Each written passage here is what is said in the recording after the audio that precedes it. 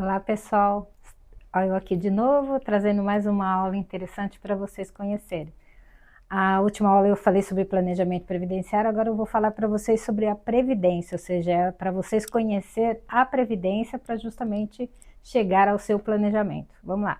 O que na verdade é a previdência? A previdência social ela é um regime obrigatório, né? No caso, quando a gente fala de regime geral da previdência social, onde que ela é uma repartição simples. Por quê? Porque ela tem as nossas contribuições, as contribuições do patrão e solidariamente essas contribuições elas são retidas para pagar benefícios previdenciários, ou seja, auxílio-doença, aposentadoria e pensão.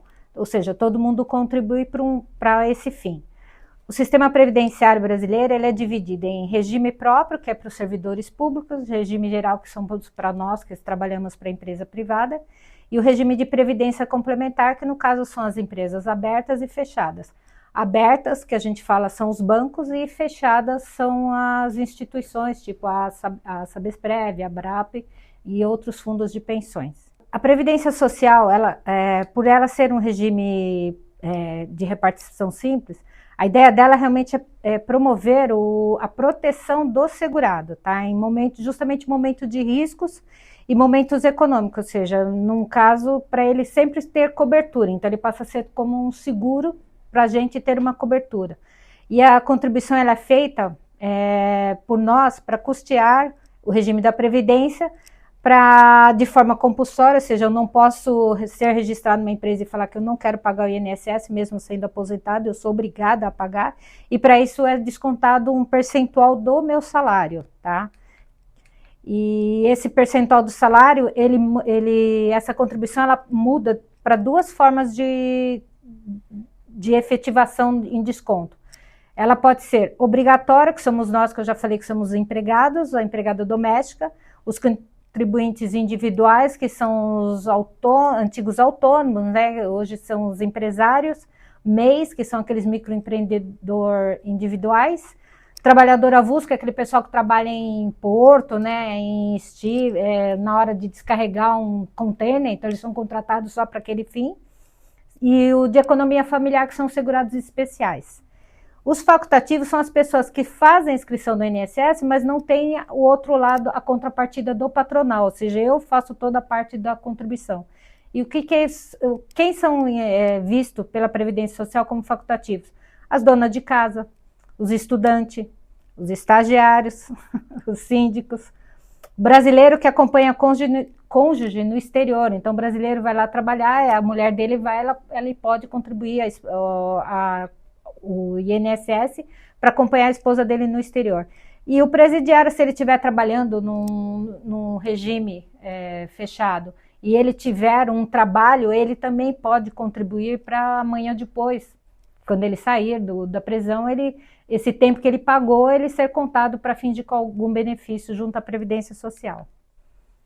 E qual é esse percentual? Esse percentual ele pode começar com 7,5%, no caso para quem ganha até um salário mínimo, que é R$ 1.320, ou no máximo, que é o máximo da contribuição, que é R$ 7.507,49, pode chegar até 14%. É escalonado, né, são várias faixas, mas não pode ultrapassar de 14%. E no caso, os outros contribuintes, que é o individual, facultativos e os MEI, eles podem contribuir com alíquotas diferenciadas. No caso, o MEI, ele pode contribuir com uma alíquota de até 11% sobre o salário mínimo. E tanto o individual quanto o facultativo, eles contribuem com 20% dessa alíquota do salário mínimo. E é o que é diferenciado em relação aos empregados. E quais são os benefícios que o INSS provém para nós que estamos contribuindo ao INSS? O auxílio-doença, o salário-maternidade, o auxílio-acidente e o benefício de prestação continuada. O auxílio-doença, quando a gente fala em auxílio-doença, a gente também está falando auxílio-doença acidentário também, tá? Como que é feito o cálculo desses benefícios no caso por exemplo, do salário-maternidade? O salário-maternidade, ele é calculado, no caso, para empregada e empregada doméstica, é o próprio salário que ela é registrada na empresa. Então, o INSS pega o último salário que a pessoa tem e paga. Se você é empregada, quem paga esse salário é a empresa, e a empresa deduz isso em guia da GPS. E no caso doméstica, o próprio trabalhador é que paga esse salário e também deduz na guia da GPS. No caso, se você é contribuinte individual, MEI, essas contribuições, ele precisa ter 10 meses no máximo de contribuição e é feita uma média para apurar qual que é o salário dele. Ninguém pode receber menos que um salário mínimo de benefício de salário maternidade ou de qualquer outro benefício da Previdência Social. O cálculo para o salário de benefício para auxílio-doença, ele tem duas formas de ser feito esse cálculo no INSS. Antigamente, quando a gente entrava em auxílio-doença, a gente às vezes recebia mais benefício em auxílio-doença do que trabalhando, porque quando o INSS apurava a média do nosso salário, a média do nosso salário ela ficava maior que o salário que a gente estava recebendo como nativa. Então, por conta disso, a Previdência viu que tinha muita gente ficando afastada no INSS, porque era mais vantajoso ficar em casa, doente, ou mesmo que às vezes a pessoa podia até ter condição de voltar a trabalhar, mas tinha muitas situações em que as pessoas forçavam essa situação, porque o INSS acabava pagando mais. Hoje já não é mais assim.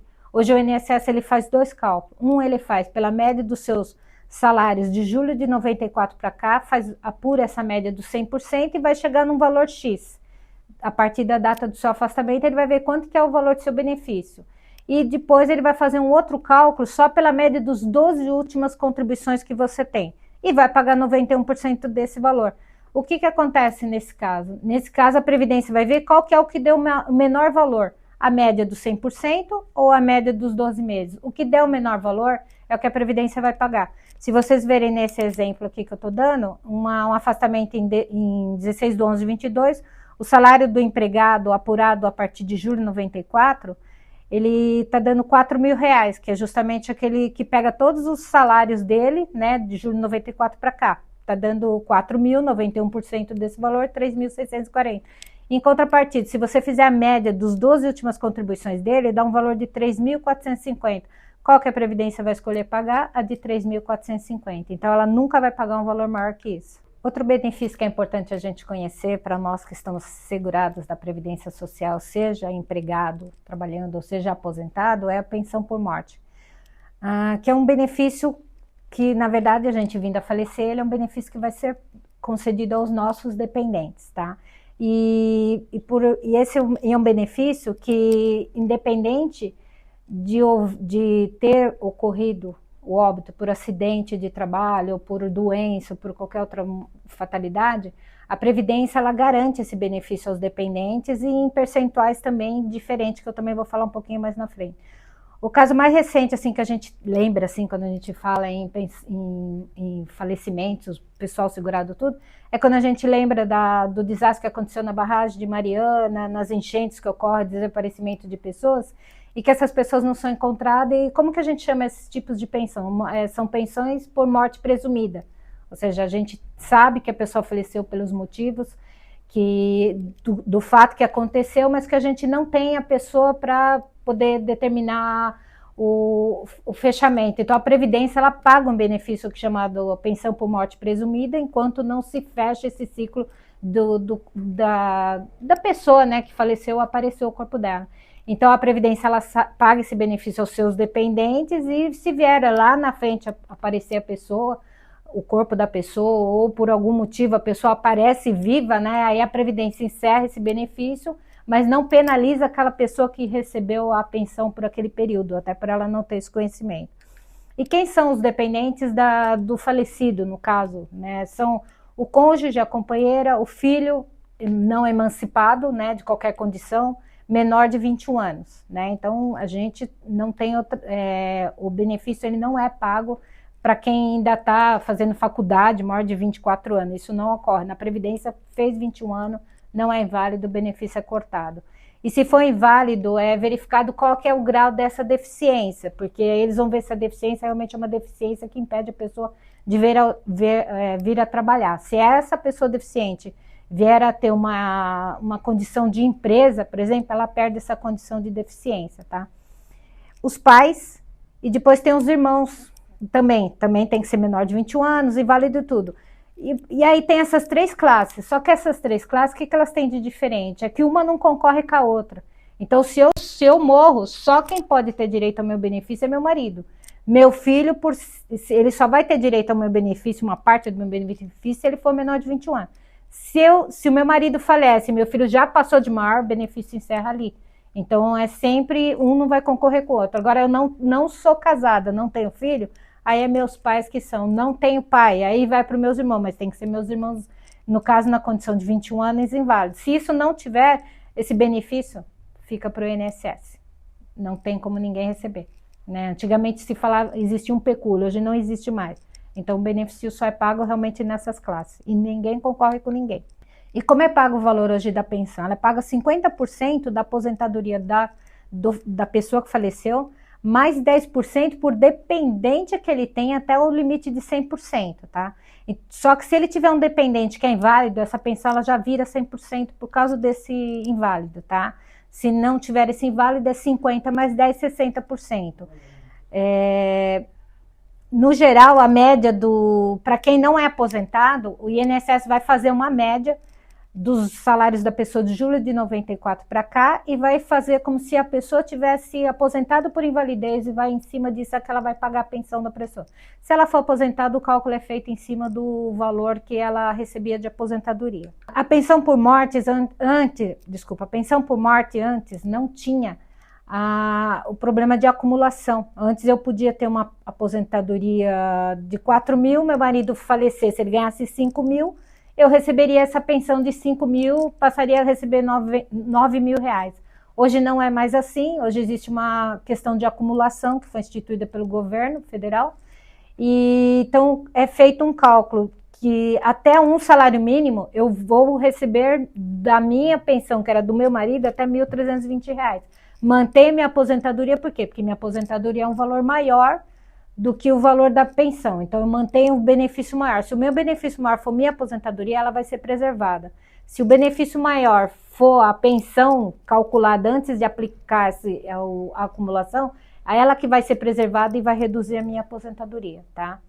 Então, conforme eu tinha comentado, a pensão, ela tem essa redução, no caso, porque ela não, pela questão da acumulação. Então, a Previdência ela vai pegar o benefício menor e vai fazer o cálculo da acumulação. Então, até um salário mínimo, ela vai te pagar 100%. O que eu ficar entre um salário mínimo e 2 salários mínimos, ela vai te pagar 60%. Entre 2 salários mínimos e 3 salários mínimos, ela vai pagar 40%. Entre 3 e 4, 20%.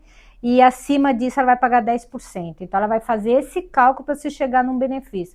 Então numa pensão onde que a pessoa ganhava aposentadoria 5 mil e um cálculo de uma pensão seria 4 mil, na verdade ela vai receber só 2.648 de pensão, conforme o cálculo que vocês estão vendo aqui. Agora eu vou falar sobre a aposentadoria e o direito. Quem tem direito, né? Eu tenho direito à aposentadoria, tá?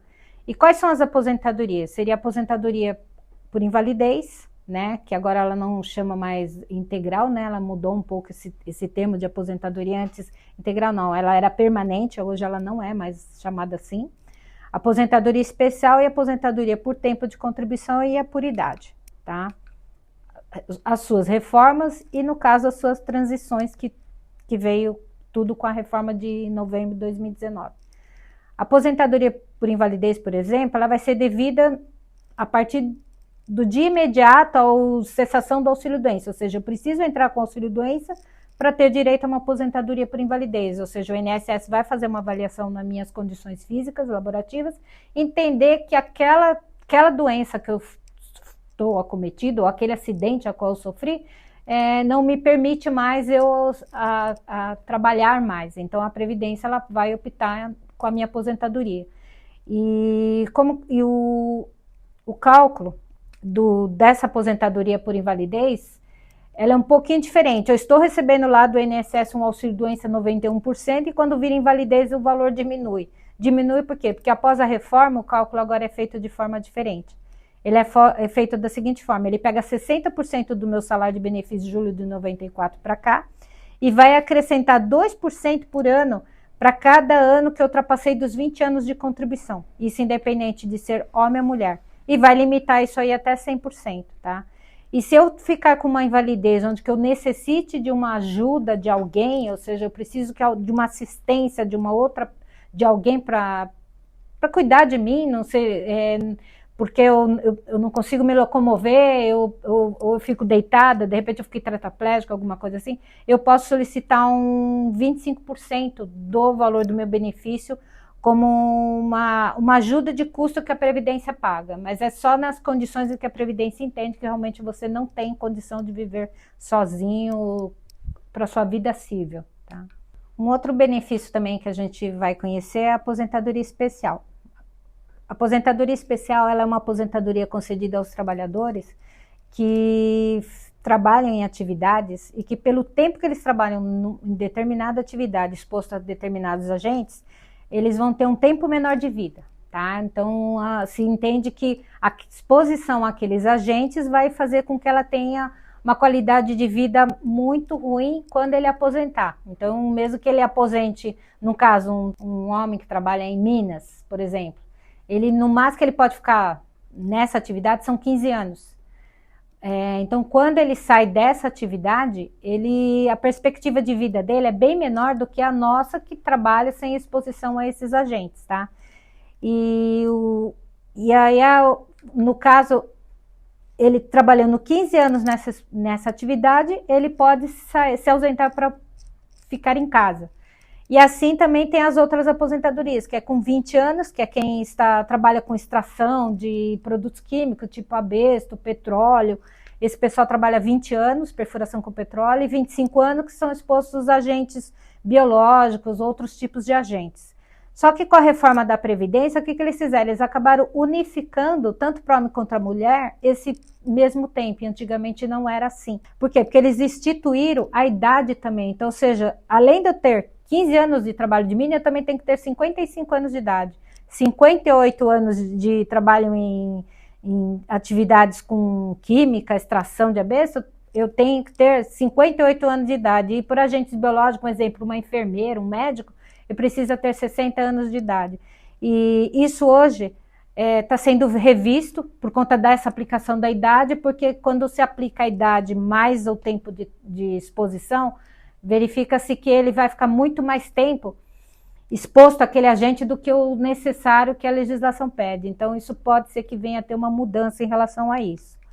Conversão de tempo eu posso fazer até antes da reforma. Então, se eu trabalhei exposto a algum agente, eu posso pegar esse tempo e aplicar uma conversão que é prevista em lei, na própria legislação do INSS, e nessa aplicação eu posso aumentar esse tempo, mas eu só posso converter esse tempo até novembro de 2019. De lá para cá eu não posso aplicar nenhuma conversão, ou seja, são trabalhos diretos na exposição à atividade. Então, vamos agora falar sobre os regimes de transições, que são as regras que a Previdência instituiu a partir de novembro de 2019.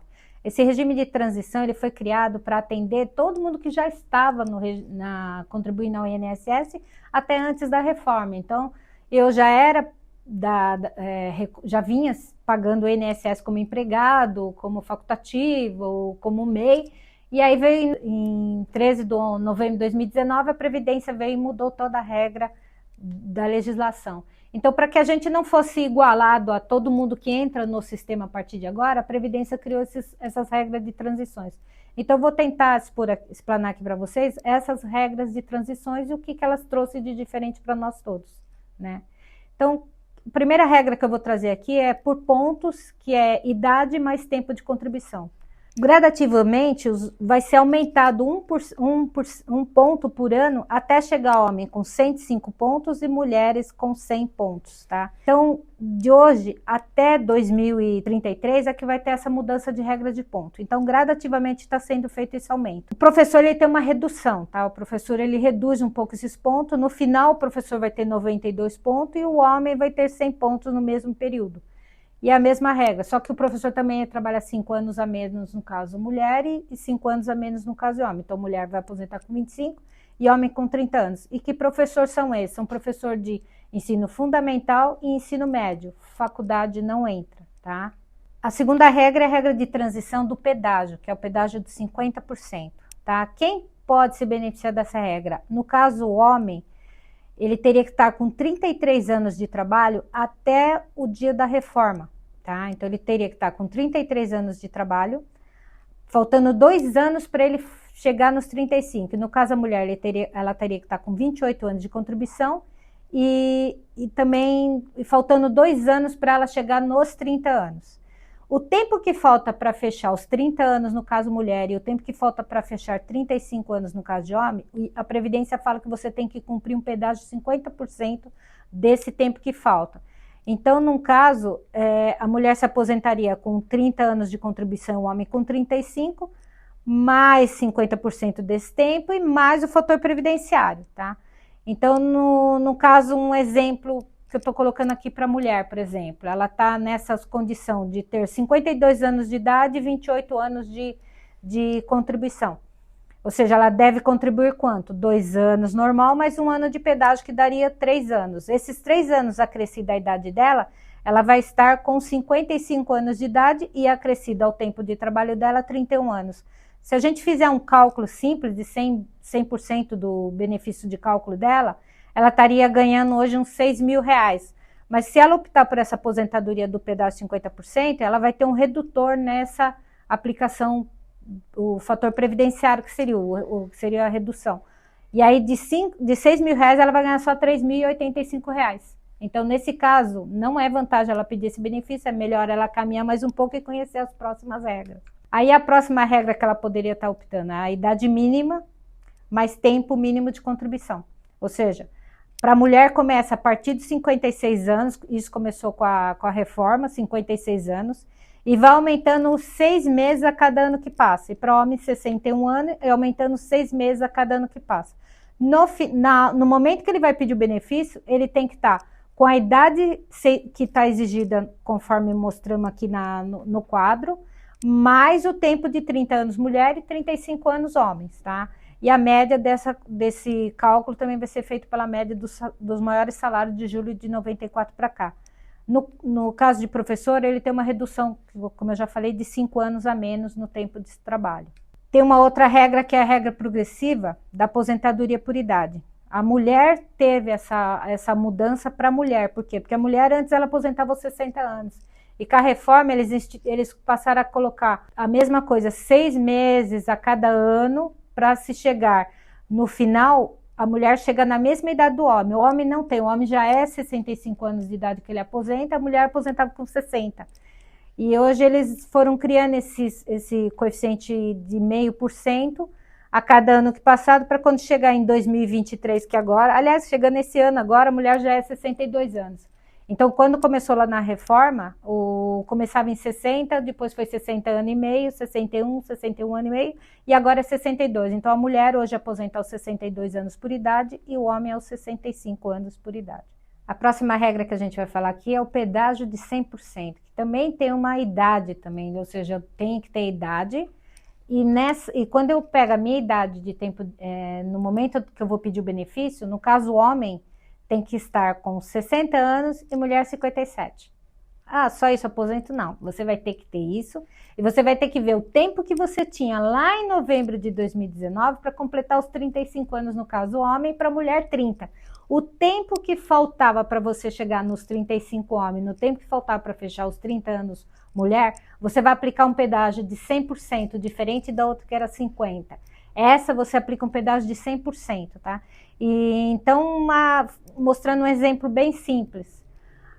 Uma mulher com 48 anos de idade e 26 anos de contribuição, dá a entender que ela tem que trabalhar mais 4 anos, lá em 2019. Na verdade, não são 4, ela vai ter que trabalhar 8 anos, porque ela vai ter que trabalhar o dobro do que ela não tinha lá em 2019. O cálculo também é feito pela média de todas as suas contribuições de julho 94 para cá, 100% desse valor. É uma regra também interessante que, na hora que a gente faz o planejamento, que eu comentei na outra aula, a gente consegue identificar qual que é a melhor regra que, no caso, as pessoas se encaixam, né, em termos de valor de benefício. Aí temos a última regra, que é a regra da idade, que é quando a mulher tem 62 anos, ela tem que ter 62 anos de idade, mais 15 anos de contribuição. E no caso, o homem tem que ter 65 anos de idade, mais 20 anos de contribuição. A média sempre vai ser feita pelos salários da gente de julho de 94 para cá, e o valor da aposentadoria, no caso para homem, vai ser 60% mais 2% por ano que ele ultrapassar os 20 anos de contribuição. né? E no caso a mulher vai ser 60% dessa média, mais 2% o que exceder aos 15 anos de contribuição. Então é como se a gente falasse que para um homem pegar o máximo da média dele, ele teria que ter 40 anos de trabalho. E no caso a mulher, 35 anos de trabalho, chegaria próximo à média dos salários dele. A gente não está nem falando em teto máximo, porque é teto máximo, ou chegar no teto é bem mais difícil do que a gente imaginava antes da reforma, tá? O valor do benefício das aposentadorias, eles são feitos com a reforma. Antes era feito, pegava 80% dos maiores salários e pagava-se o benefício do INSS. Quando tinha fator previdencial, aplicava fator previdenciário. Se não tinha fator previdenciário, era dentro das regras que tinha na época. Hoje não, hoje todo mundo calcula. Para quem não tem o direito ao 100% do cálculo conforme a média, ele vai sempre trabalhar com esse cálculo dos 60%, mais 2% por ano trabalhado, de julho de 94 para cá, 2% a mais por ano trabalhado. Tá? O que foi incluído também na reforma da Previdência? Eles fizeram 2 modificações nos artigos da Constituição Federal. O artigo 201, o que ele mudou? Ele mudou o parágrafo 16, que eles incluíram os empregados do consórcios públicos e também da economia mistas, que no caso a Sabesp, por exemplo, que toda vez que a pessoa se aposentar a partir da reforma, a aposentadoria ela cessa o vínculo de trabalho com essas empresas. Ou seja, se as pessoas forem aposentadas nessas condições, a empresa ela não tem obrigatoriedade nenhuma de indenizar essa pessoa. Por quê? Porque a partir do momento que eu peço aposentadoria, eu já estou abrindo mão dessa minha indenização pedindo aposentadoria. Então, o correto é sair da empresa antes de pedir aposentadoria para não perder esses meus direitos. E outra regra também é que a aposentadoria compulsória, antes era 70 anos, agora ela mudou para 75 anos também. Então, se a pessoa se deixar chegar até essa idade, trabalhando nessas empresas, elas perdem então os seus direitos. Então, prestar atenção para não acontecer isso, as pessoas saírem da empresa antes de completar essas idades. Pessoal, agradeço a atenção de vocês por terem assistido mais essa aula, né? Eu sei que um tempo muito curto, né, para se resumir a Previdência ao longo desses mais de 100 anos e toda essa legislação, mas eu estou deixando aqui meu contato para vocês tirarem qualquer dúvida, maiores esclarecimentos, e obrigado mais uma vez por vocês terem me escutado. Até a próxima.